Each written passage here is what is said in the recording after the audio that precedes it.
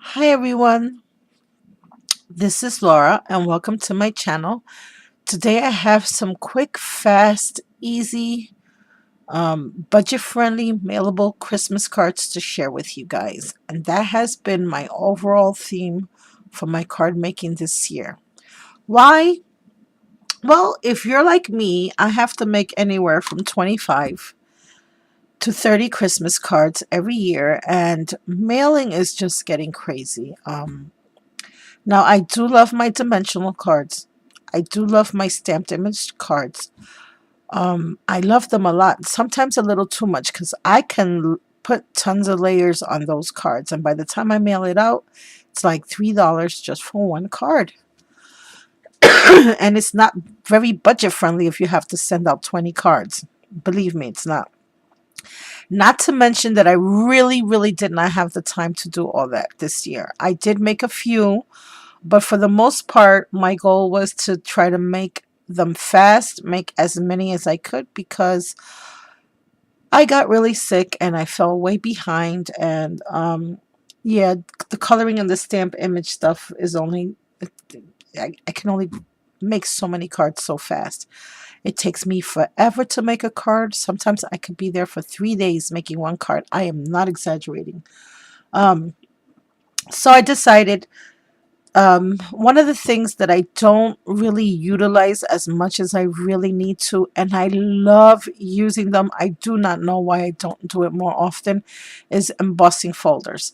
I love my embossing folders. I am going to try with all my heart to use them a lot more in my layouts and in my projects because they really do add such a wonderful touch to anything that you do. And I really do love that effect. I don't know why I don't use it more. I really don't. Um, but I wanted to share with you some of my Christmas embossing folders real quick. Now, some of these are new and some of these are really old. Um, Joanne's, and I did post it on my Facebook. Joanne's had a 50% off sale on their embossing folders not too long ago. So I realized that well, I have two Christmas embossing scene folders, but as far as the rest of my embossing folders, I didn't have too many Christmas ones, and I had none with snowflakes. So I took advantage of the little sale, and I picked up this Cuttlebug, and this one just says Christmas words, and it's just a bunch of Christmas words. I haven't used this one yet. This one is the Holiday, and this is by Provo Craft. And I don't know if you guys can see that, but it has like a snowman, a snowflake, Christmas stocking, all kinds of little Christmas images.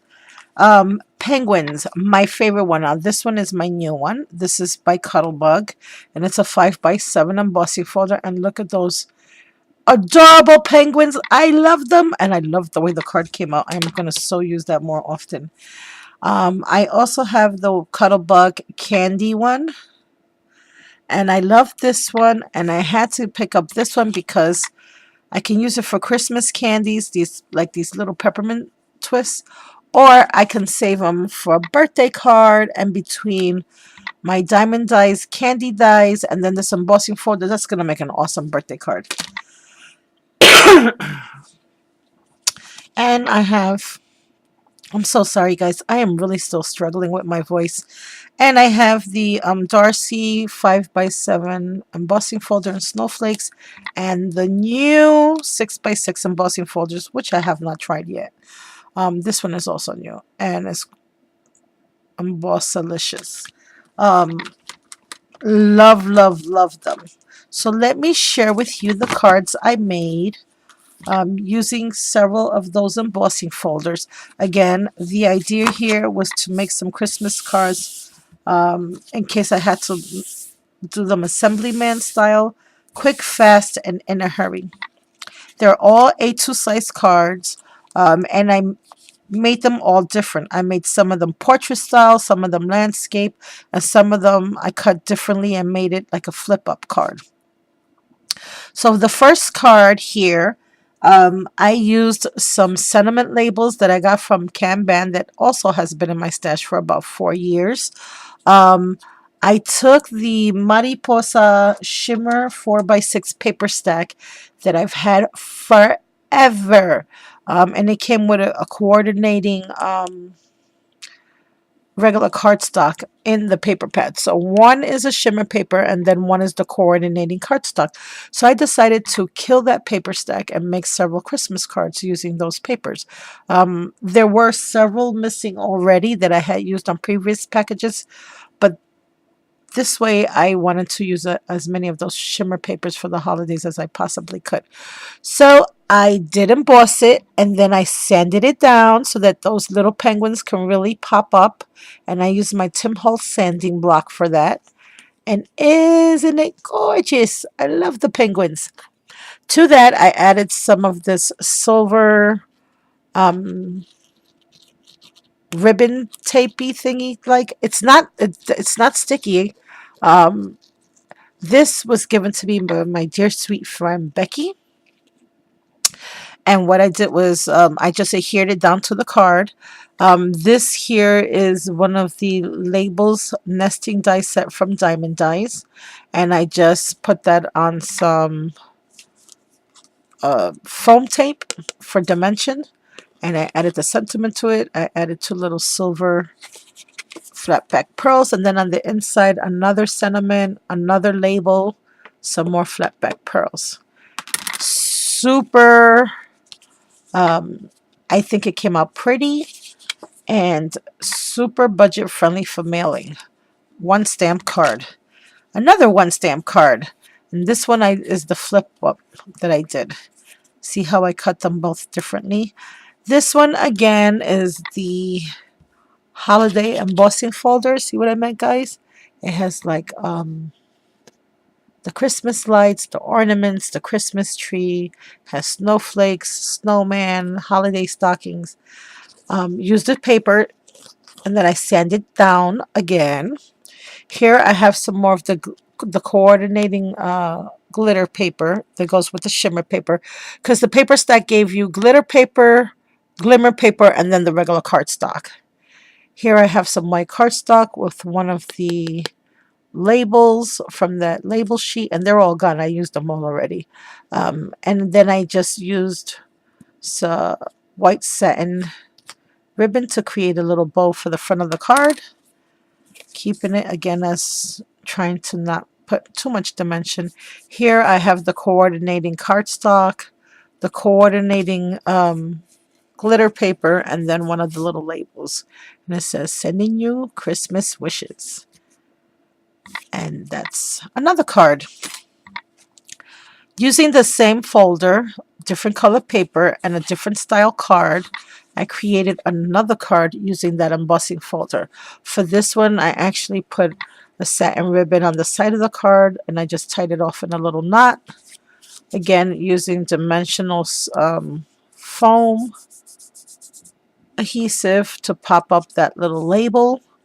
I used the coordinating glitter paper, shimmer paper, and then these labels just happen to work perfectly for these cards. It was almost like the labels were made for that paper stack, but they really weren't. They have nothing in common at all.